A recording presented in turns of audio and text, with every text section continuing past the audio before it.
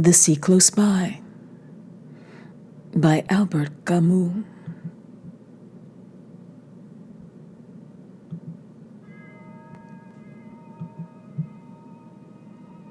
I grew up in the sea, and poverty was sumptuous.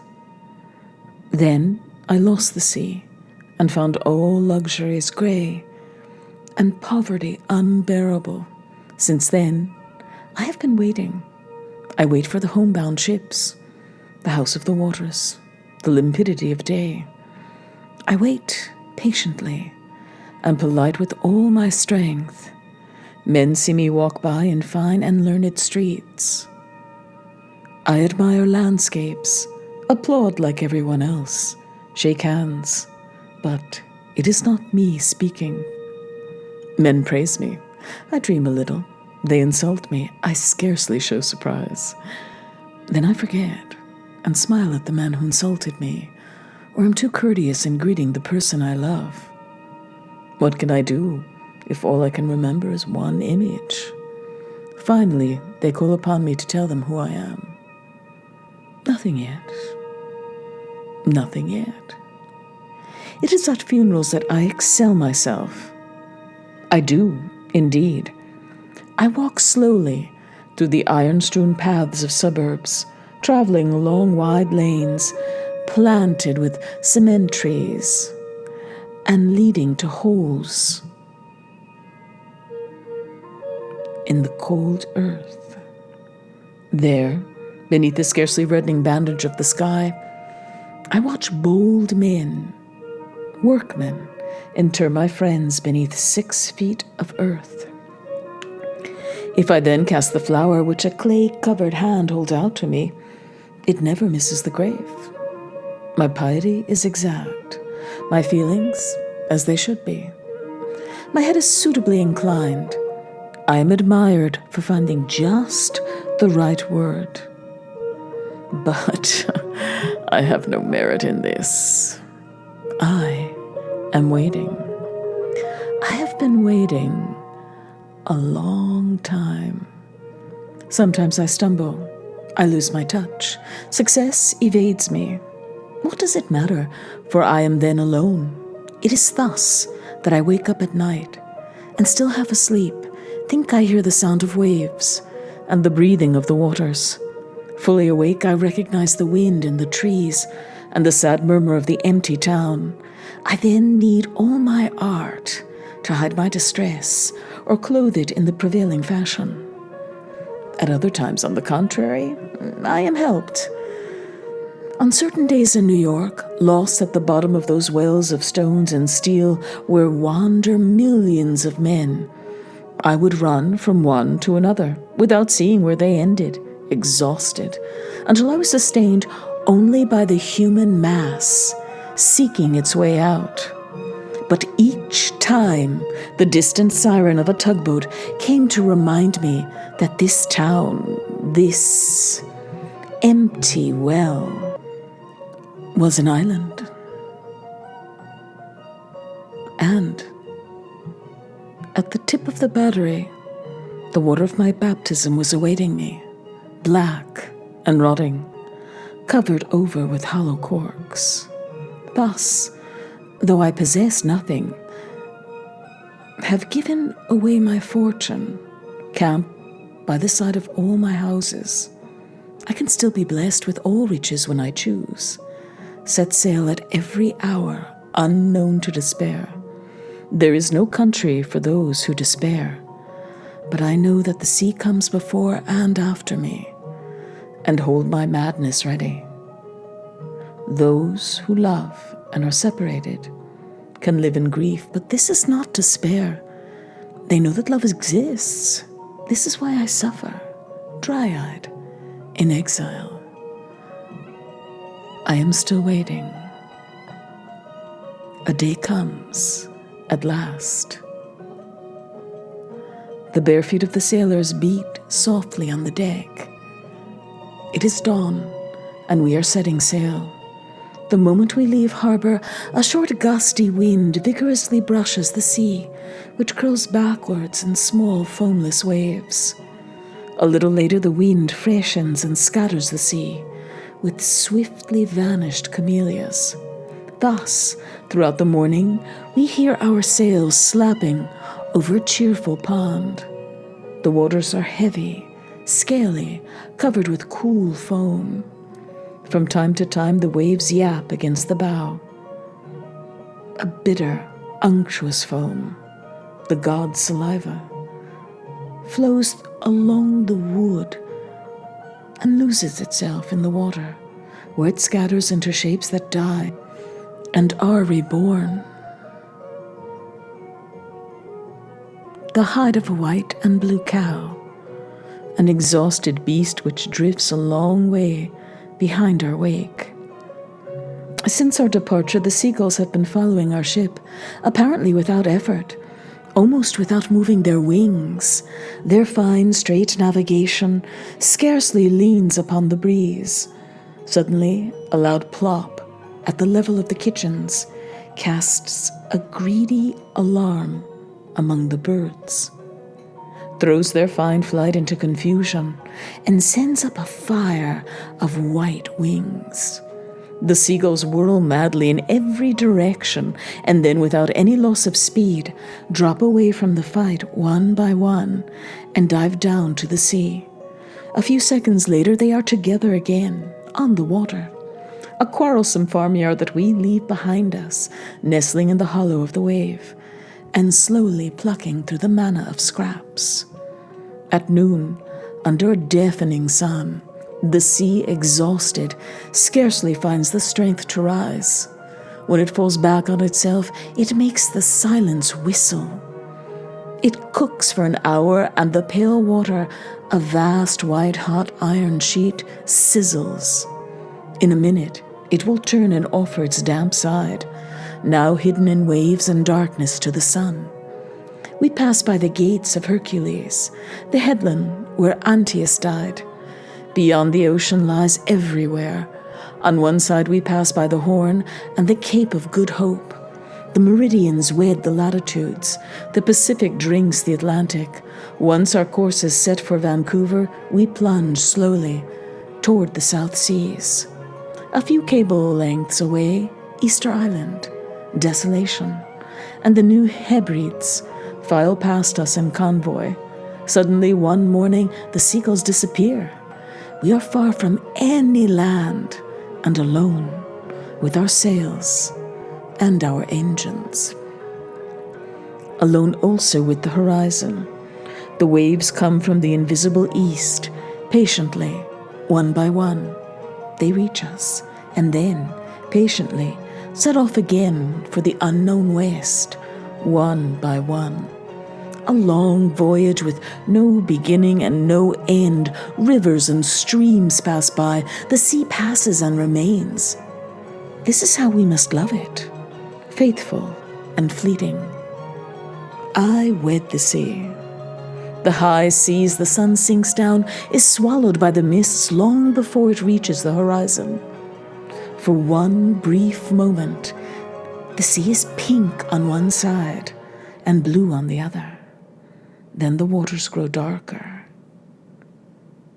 The schooner slides, minute, over the surface of a perfect circle of thick, tarnished metal, and at the most peaceful hour, as evening comes, hundreds of porpoises emerge from the water, play around us for a moment, then flee to the horizon where there are no men. They leave behind them the silence and anguish of primitive waters.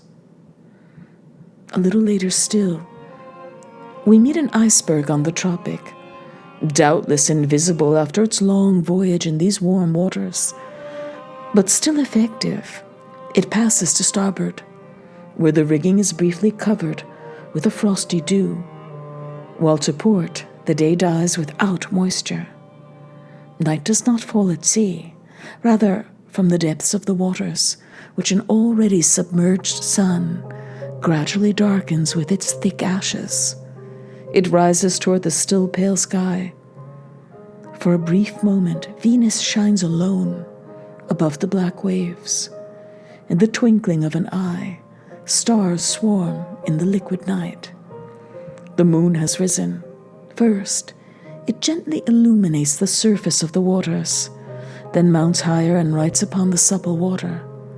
At last, at its zenith, it lights up a whole corridor of sea, a rich river of milk which, with the motion of the ship, flows inexhaustibly towards us through the dark ocean. Here is the faithful night, the cool night which I called for amid the noise of lights, drink, and tumult of desire. We sail across spaces so vast they seem unending. Sun and moon rise and fall in turn on the same thread of light and night. Days at sea, even and indistinguishable as happiness. This life, rebellious to forgetfulness, rebellious to memory, of which Stevenson speaks. Dawn.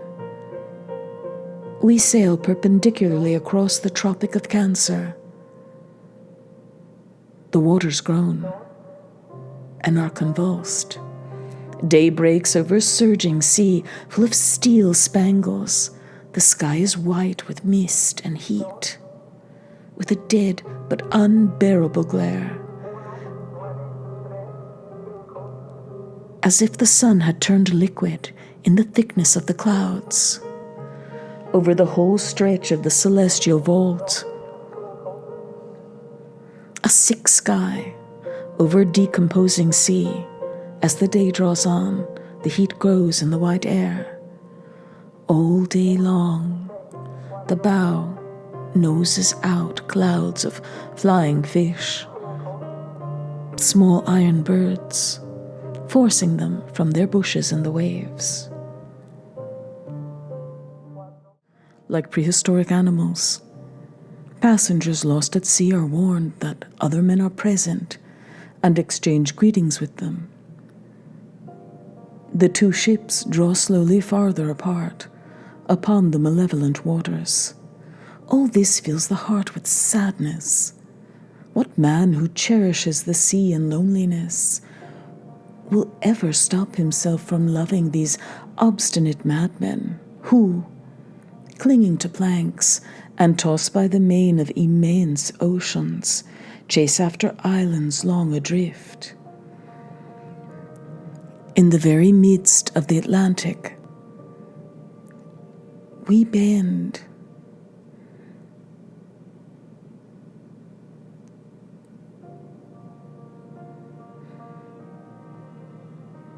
Beneath savage winds, blowing endlessly from pole to pole. Each cry we utter is lost, flies off into limitless space. But this cry, carried day after day on the winds, will finally reach land at one of the flattened ends of the earth and echo timelessly against the frozen walls until a man, lost somewhere in his shell of snow, hears it and consents to smile with happiness. I was half asleep in the early afternoon sun when a terrible noise awoke me. I saw the sun in the depths of the sea, the waves raining in the surging heavens. Suddenly, the sea was alight. The sun flowed in long icy draughts down my throat. Around me, the sailors were laughing and crying. They loved one another, yet with no forgiveness. On that day, I recognized the world for what it was. I consented that its good should also do evil, and its drawback carry benefits. On that day, I realized that there were two truths, of which one must never be told.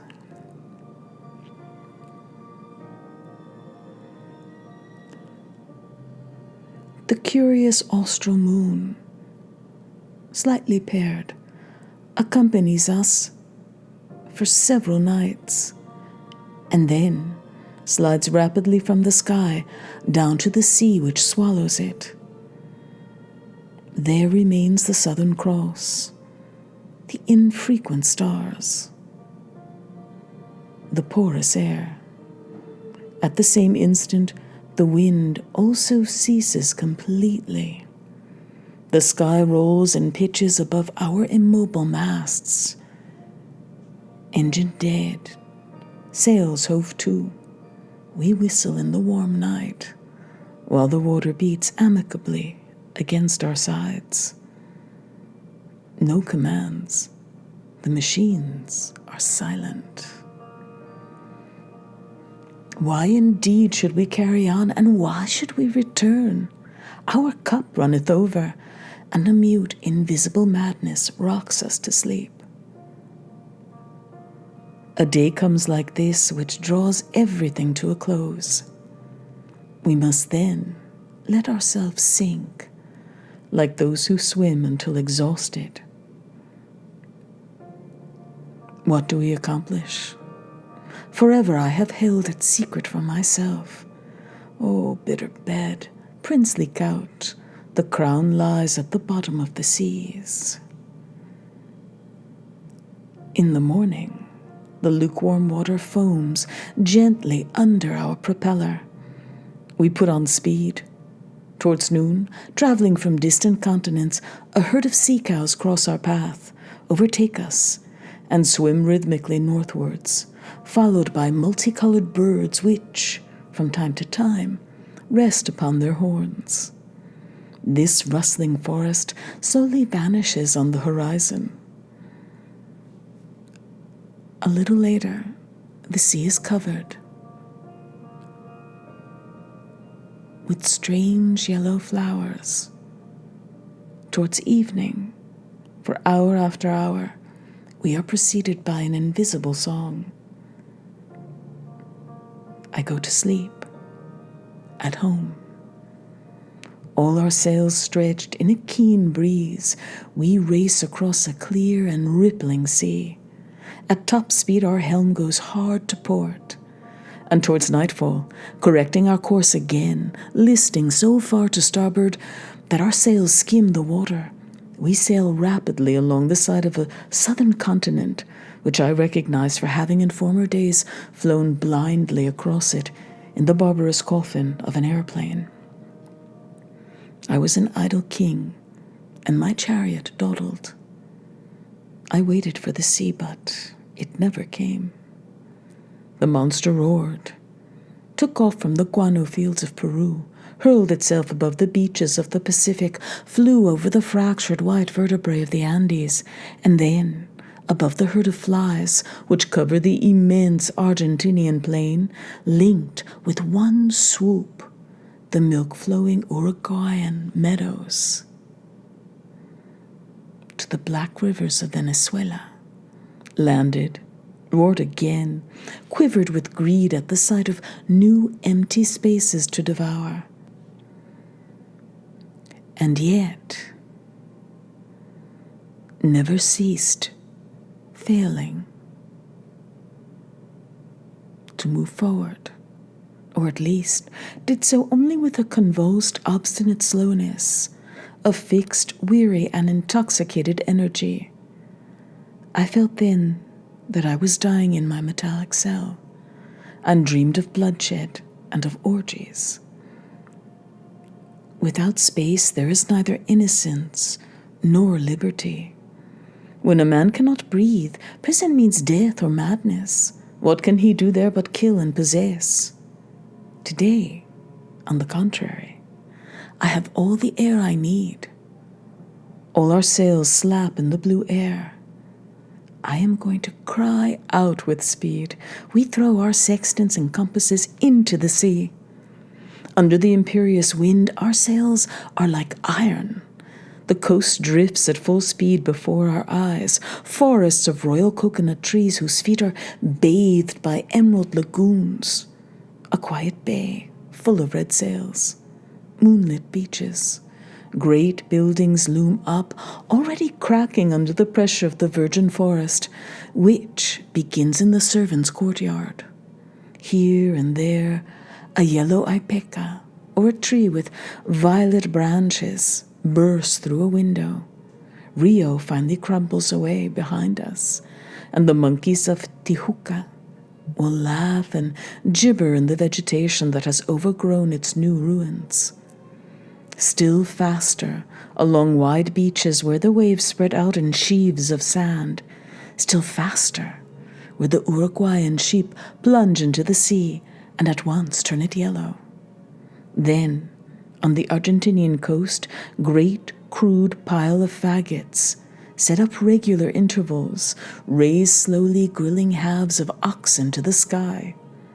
At night, the ice from Tierra del Fuego comes and beats for hours against our hull. The ship barely loses speed and tacks about.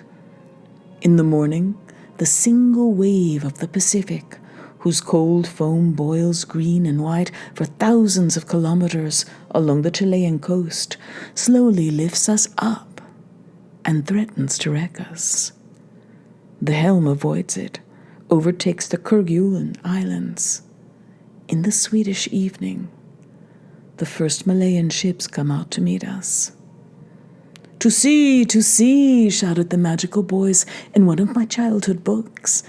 I have forgotten everything of the book except this cry. To sea! And from across the Indian Ocean to the banks of the Red Sea, where in the silent nights you can hear the stones in the desert, scorched in the daytime, cracking one by one. We come back to the antique sea, in which all cries are hushed. Finally, one morning, we drop anchor in a bay filled with a strange silence, beaconed with fixed sails. All we can see are a few birds quarreling in the sky over scraps of reeds. We swim ashore to an empty beach. We spend all day swimming and drying ourselves in the sand. When evening comes, under a sky that turns green and fades into the distance, the sea, so calm already, becomes still more peaceful. Short waves blow a vaporous foam onto the lukewarm shore. The seabirds have disappeared. All that is left is a space, lying open to a motionless voyage. The knowledge that certain nights of prolonged gentleness will return to the earth and sea when we have gone can indeed help us in our death. Vast sea, forever virgin and forever plowed, my religion with the night. It washes and feeds us in its sterile furrows, frees us and holds us upright. Each wave brings its promise, always the same. What does the wave say? If I were to die in the midst of cold mountains, unknown to the world, cast off by my own people, my strength at last exhausted, the sea would at the final moment flood into my sail. Come to raise me above myself and help me die without hatred. At midnight, alone on the shore, one moment more, and then I shall set sail. The sky itself has weighed anchor with all its stars, like those ships which at this very hour gleam throughout the world with all their lights and illuminate dark harbor waters. Space and silence weigh equally upon the heart. A sudden love, a great work, a decisive act, a thought which transfigures. All these, at certain moments, bring the same unbearable anxiety linked with an irresistible charm. Is living like this, in the delicious anguish of being, in exquisite proximity to a danger whose name we do not know, the same as rushing to our doom? Once again, without respite, let us go. I have always felt that I was living on the high seas, threatened at the heart of a royal happiness.